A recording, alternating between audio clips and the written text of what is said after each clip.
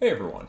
For this session, I want to look at a relatively straightforward experiment looking at the properties of springs and spring forces. If you've ever had a spring or an elastic band and stretched it, you'll notice that as you stretch the spring or elastic band more and more, it pulls back with more and more force. So we want to build an experiment out of this, simply asking, how does the force of a stretched spring relate to how far that spring has either been stretched or compressed? We're going to focus on the stretching aspect of it for this one. And if you look in physics textbooks or online, you might come across something called Hooke's law. So this is going to be the claim that we're going to try to put to the test. The claim is this, that the force of a spring, so this term here is what is the force that that spring is pulling with in newtons. We always measure forces in these weird units of newtons. And that's going to equal some constant that we call the spring constant. We denote it with the letter K. This spring constant is in units of newtons per meter. And you can think of this as a measure of the stiffness of the spring. Is it something that's really easy to get to start to extend, like a very, very skinny elastic band? Or is it something that it's much harder to even get it to start to expand, say a really, really thick elastic band? And what is the stretch or compression distance in meters? If I stretch it more, well, this term is going to increase. That's where that x comes from. So again, the spring force depends on this spring constant, this constant value that just depends on the properties of that particular spring, and how far you have stretched it. So if I double the stretch distance, I should double the force, something like that. I'm going to be using a force sensor, but this is an experiment that you can do at home as long as you have a spring, a ruler, and some objects of known mass. We're going to basically take this spring and start adding different masses to it. And when I add a mass to this thing, if this object is just sitting here and not accelerating up or down or anything like that, then the force of the spring pulling up must match the force of gravity pulling down. And you can say, well, that force of gravity, if you're on or near the surface of the Earth, that force of gravity is the mass of the object that you hung from here in kilograms, times this little g value. This on the Earth, this value for little g is 9.8 meters per second squared. In future videos, we'll definitely talk about this this particular value. So again, this is an experiment that you can try at home. Again, doesn't involve too many pieces of equipment, but we're also going to be checking this with the force sensor specifically. Okay. So again, this is going to be building off of the scientific critical thinking video that I just posted that has to do with how do we generally do experiments, how do we identify independent and dependent variables, how do we look for patterns in that data. That's what we're basically going to be doing here. So I'll make sure I put a link to that somewhere. So again, in this one we're saying I could add different hanging masses to this. I can apply different forces to this spring, and I can see, well, how far does the spring stretch? So one way that you can think of it is my independent variable could be how much mass am I attaching to this, and that's related to how much force is applied. And then the dependent variable would be how far has the spring stretched? You could actually run this the other way and say, I'm going to stretch this spring by a certain distance and measure the force. There's different ways that you could set up this experiment, but we can think of it in this case as I'm going to add different masses to this. It's going to apply different forces to the spring, and we're going to measure how far this thing stretches. So what we're going to try to measure is we're going to look at the added mass. So I'm going to add different masses to this thing. I'm going to look at how far, how stretched the spring is. Actually, before that, we should say how much force is applied. So how much force the spring is pulling with. And then we're going to look at the length of the spring.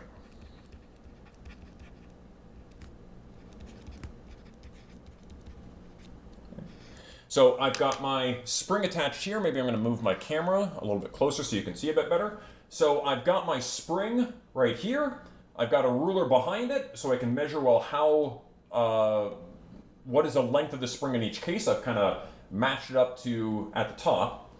And we're going to be comparing how does the force of the spring relate to how much that spring has been stretched. Okay. So I need to make sure that when nothing is attached to this, I have zeroed my force sensor. So make sure that these force sensors always kind of move around a little bit, but that should be pretty close. And the first mass I'm going to use is a 50-gram mass. So 50 grams is 0.05 kilograms. We can attach that. And I'm going to measure that stretch distance. So it looks like it's around just shy of 12.5 centimeters. So if I put the camera up decently close, hopefully you can see I'm measuring to right at the bottom rung of there, and that's right around maybe 12.3 centimeters. So the length of the spring is 0.123 meters. And the force, well, this is around 0.49 newtons. You can check that 0.05 kilograms times 9.8 actually does give us 0.49 newtons. So that would be our first data point. Now we're just going to say I want lots of different data points covering a range of values. So I'm going to add another 50 grams to this thing. So now we've got 100 grams on here, which would be 0.1 kilograms. The force, it's again bouncing around a little bit, but it's around 0.98 newtons. And let's look at the length of the spring. So I'm probably not going to move this over every single time, but I'm seeing that right around, sorry, it's not showing up super well, around 21.5 centimeters. So let's put that in as 0.215 meters. Okay. And in a lot of these experiments, you'll find that once you have your experimental setup, taking more data is usually not too bad. Like taking more data runs is not going to be a whole lot more work. So we've got 0.15 kilograms now attached to this. This looks like 1.47 newtons. Notice we are also matching up with this force of gravity equation very well. And I don't think I'm going to move the camera over every single time, just in the interest of time. This looks like 30.5 centimeters, so 0.305 meters. And let's just run them with a couple more data points. Again, as I'm adding masses, this spring is getting more and more stretched. Get that to be nice and stopped. That looks like 30, just under 40, so maybe if I go over here, maybe like 39.7 or something like that. I know I don't have the best lighting for this. So that is for 0.2 kilograms. Force looks like it's 1.96 or so. And that is 0.397 maybe. And let's do one more. I don't want to overstretch this spring. Remember, in any experiment, you don't want to hurt yourself, don't hurt anyone else, and don't hurt the equipment. I'm not likely to hurt myself on this, but I want to make sure I don't damage the equipment. So I'm just going to measure this one quickly. The mass is 0.25 kilograms. And this force looks like it's 2.4... it's jumping around a little bit. 2.47 newtons, something like that. I could be a little bit off, but that's okay. This looks like 0.485.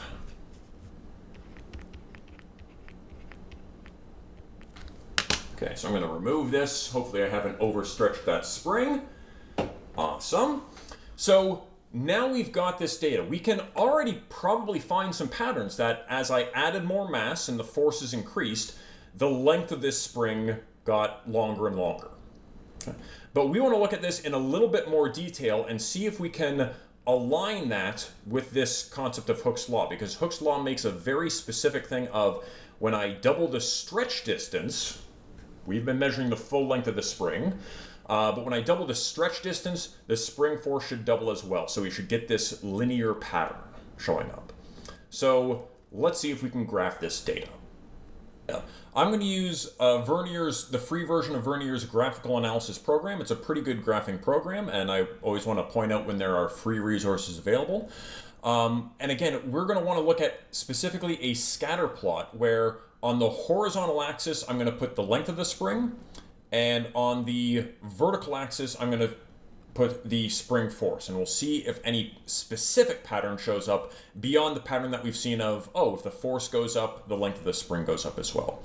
So I'm going to quickly enter this data. So the lengths of the spring, we're going to enter those all in meters.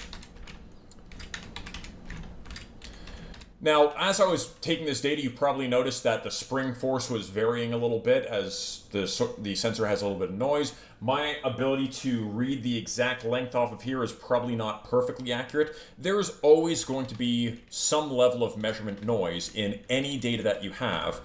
So this is something that we're just going to have to evaluate and see whether our pattern is close enough that we still have a high confidence in this particular pattern that we're finding. So yeah, we've graphed this data and it seems to be showing a fairly straight line. In fact, we can go to applying a fit, and we just want to do a linear fit on here. We have this very, very nice linear fit, and that linear fit is given by a particular equation. We're going to be analyzing that in a bit more detail in a separate video. But we do find this overall very, very linear pattern, and this can allow us to actually make predictions for new cases that we haven't really looked at yet. For example, in those tests, I never did a mass of, let's say, 125 grams. So that would be 0.125 kilograms. We didn't actually do that trial. So let's say I wanted to try to predict what we think that value would be. If I have 125 grams on here, how much is this spring going to stretch? Well, we can kind of read off the graph and try to interpolate between different points and say, well, if this was 125 grams, we can calculate what that force would be. So let me write this down here. So 125 grams is 0.125 kilograms. And if I multiply that by 9.8, that gives me 1.23, approximately 1.23 newtons of force. So let's see if we can predict how much the spring should be stretched. What should be the length of that spring? So I can kind of move around on here and say, if I wanted to get that force to be 2.23 newtons, or reasonably close to there, it looks like the spring length should be 0.26 meters, 26 centimeters. This is making a testable prediction. So let's see how well this matches up. I'm going to add this, and let me move the camera over so we can watch this in real time, see if I've made any mistakes. So this should settle right around 0.26 meters. So the height of that thing is right around 26 centimeters. We are able to make a prediction and then actually go and test that prediction. And that is what we mean by predictive power. I have looked at some data. I haven't done every single data point along here. I've just looked at a few. But even with that limited amount of data, I can find this mathematical pattern using the graph, and we can use that pattern to predict the outcomes of experiments and trials that we have not done yet. And this one, again, that 0.26 meters, the 26 centimeters, it seems to be matching up quite well. Again, I apologize that the lighting isn't perfect for lining up this spring with what we have here, but hopefully that's reasonably visible.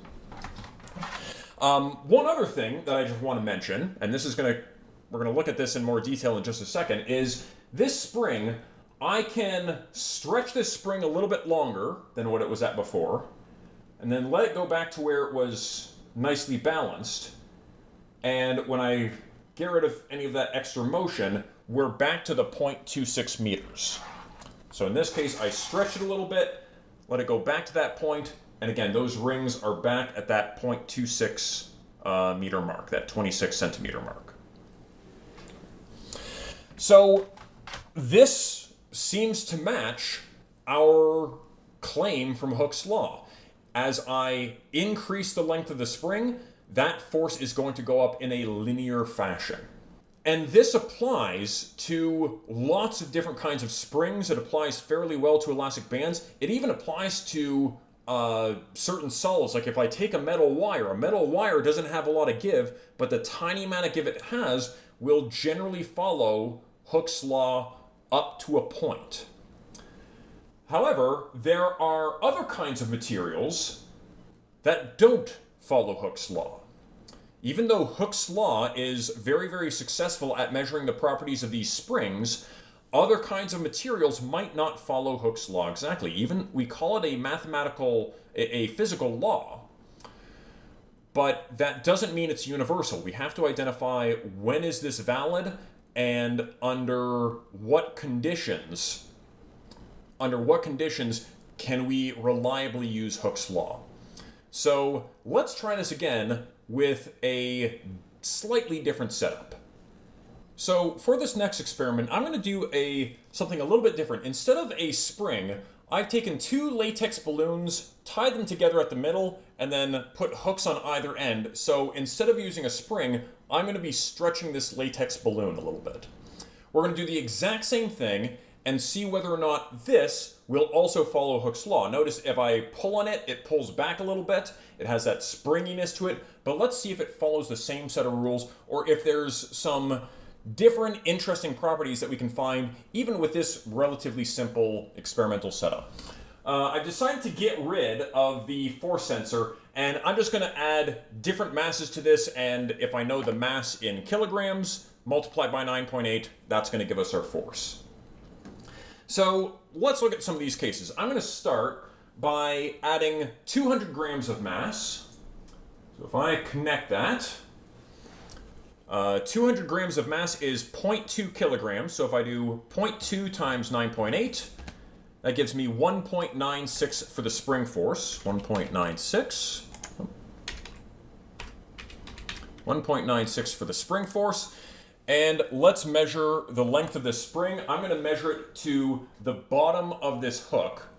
So that looks like it's right around the bottom of the hook before I get to the mass. That looks like it's at 18 centimeters. So I'll record that as 0.18 meters. Okay, so we've got a data point. And now we're going to do the same thing that we did before, just do more trials, adding more masses, and seeing how this thing moves around. So I'm going to add another 200 grams. So now we are to 400 grams. And if I try to identify this, they're in the way a little bit, but that looks like right at 20 centimeters for, again, I'm measuring to the bottom of this hook that I have. That looks right at 20 centimeters, so that'll be 0.20 meters. And that was 400 grams, so that's 0.4 kilograms times 9.8 is 3.92.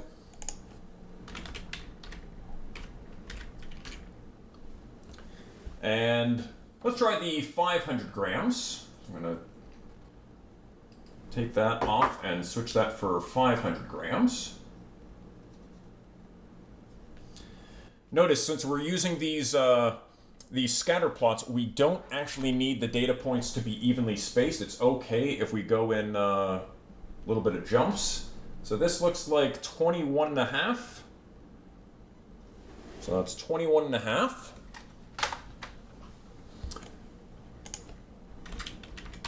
$215, and the force, if I do 0.5 times 9.8, that gives me 4.9 newtons.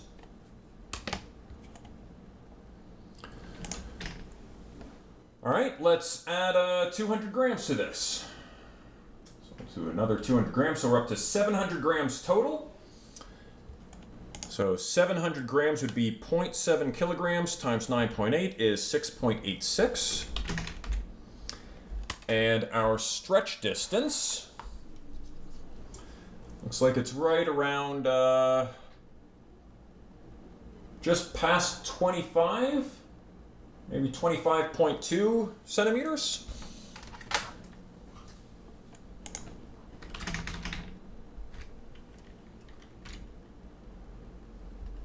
Okay. Notice we're still getting that increasing pattern, but it's got a little bit of a tilt to it. So let's keep adding more mass and seeing what we get.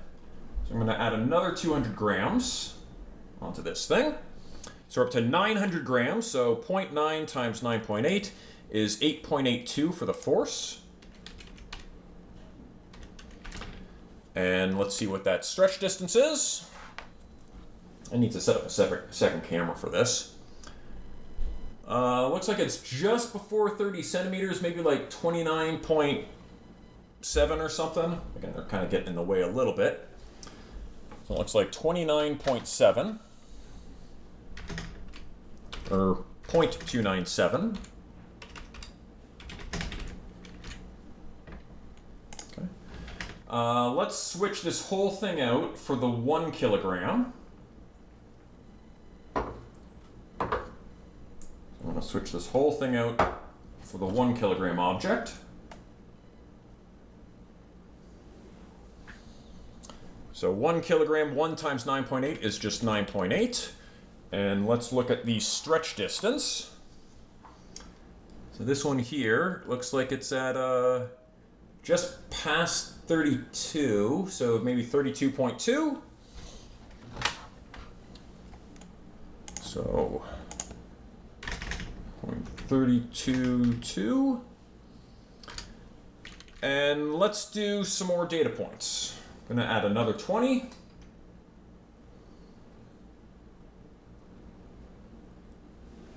Okay, so this is 1.2 kilograms times 9.8 is 11.76. 11.76. And our spring length at this point, that's around 36 for the bottom of there, so 0.36.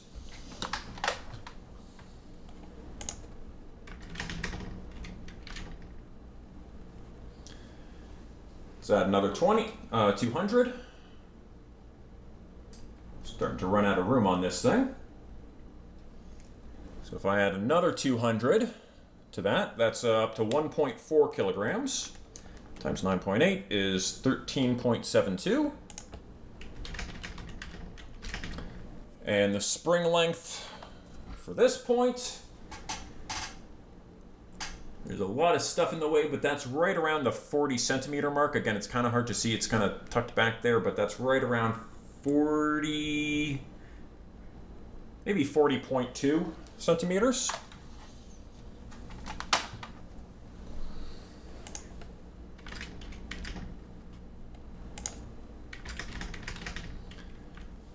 And maybe I can add one more 100 just to get to the to 150. Let's see what we get for this one. So we've got 1.5 kilograms on there. Times 9.8 is 14.7 kilogram, or sorry, 14.7 newtons. And the stretch distance for this is 42. It looks right around, again, there's a lot of stuff in the way. Maybe 42.2, it's kind of tucked back there a little bit, but hopefully you can kind of see that at least a little bit. Maybe it's 42.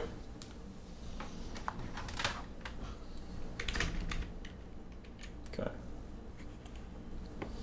So we notice that in this case, we still have if I apply a linear fit, that fit is still fairly linear. That fit is still fairly linear, but it has some extra little features in it. It goes up a little bit faster at first, then it tapers off, and now it seems to be swooping up again. So there are some other factors in here that seem to be throwing it off, not a whole lot, but a little bit. But here's what is kind of the really interesting part. I'm going to get rid of this, and let's say I start adding in some data as I'm removing data points. Let me see if I can set up a second data set. Okay, so I was able to make a new data set, and what I want to do now is start actually removing masses from this thing and see where things show up. So now I'm going to start removing masses. So I'm going to take that first 100 grams off. I'm back to what we had before, and when I look at this, the force should be back to 13.72, but the stretch length is still around 42. It hasn't really changed much, so that's still 0.42. So I'm going to put this point, some of these points in blue. So we've got that new spring force. Let me remove one of the 200 gram masses. So I've removed that 200 gram mass. And now we're still sticking around 0.41. If I kind of highlight this and turn that around, you might be able to see the bottom of that rung is still at 0.41. So this new data point would be the 11.76, but now we're at 0.41.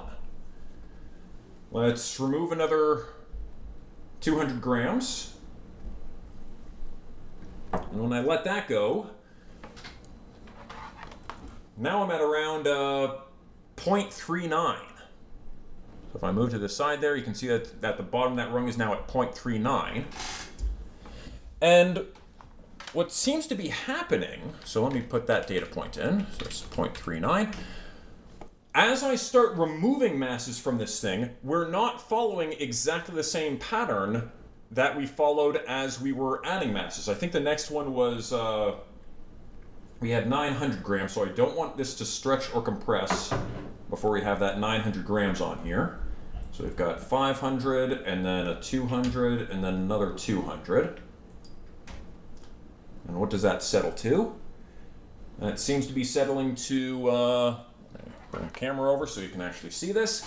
That seems to be settling to 0.38.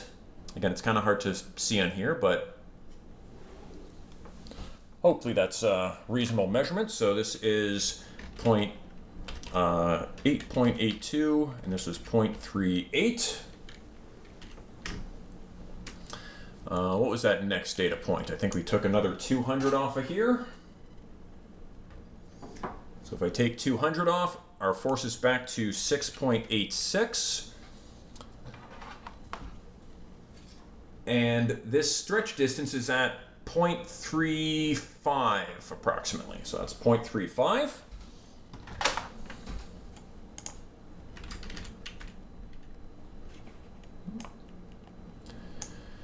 And as I continue to remove masses and see where does this thing show up, we notice that as I remove masses, we're not getting the same pattern that we had when we were adding masses. So this one here is 0.307. And then I think our next one was 400 grams. I want to pick the same pattern that I did increasing it. I don't want to change these. I don't want to stretch it or compress it any other way. I just want this to be fully removing masses. And that has now settled to 0.27.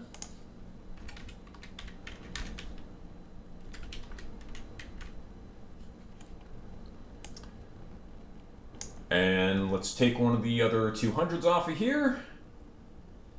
If I take that 200 off, now I'm all the way up to maybe 19.5, which is pretty much where we started out.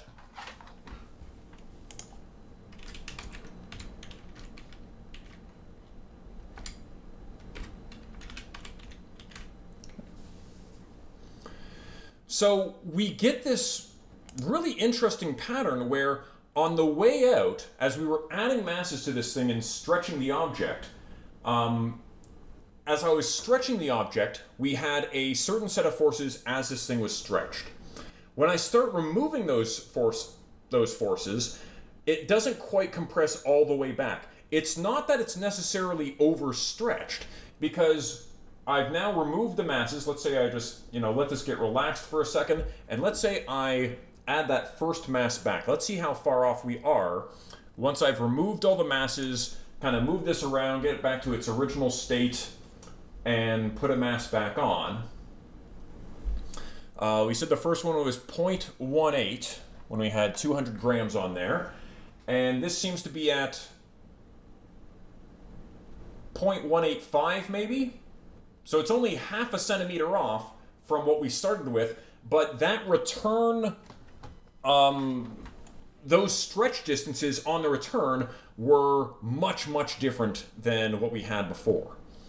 This is actually an effect called hysteresis. So let me open up a quick resource for talking about hysteresis.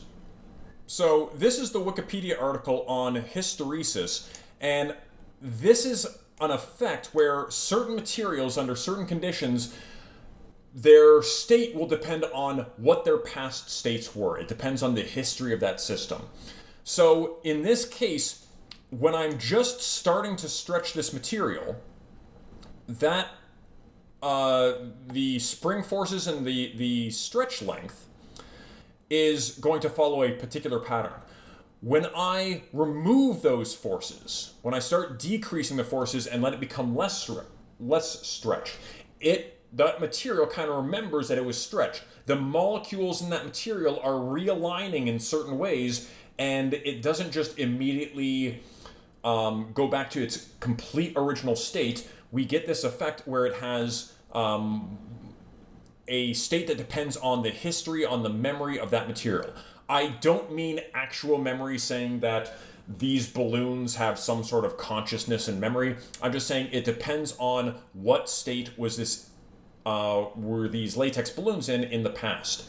And this shows up in a bunch of different systems. This shows up in electricity, in magnetic materials. So being able to take a nail and rub it against a magnet and it maintains a little bit of that magnetic field. That is another example of hysteresis, where the properties of that material depend on the prior state that material was in. And notice that this pattern where it increases, we can have that increase, but the decrease is following a different path. This is very similar to what we have in this hysteresis curve, where when, in this case, we're talking about electric fields. When an electric field is applied, the properties of that material will change. When that electric field is removed, the properties don't follow the exact same path back. So even in a relatively simple experiment like this, we can identify some really interesting physical properties. We can also look at Hooke's law, and even though we call this a physical law, we can look at when is this particular law going to be applicable. Hooke's law doesn't really apply to certain materials like latex, certain materials that have this hysteresis property.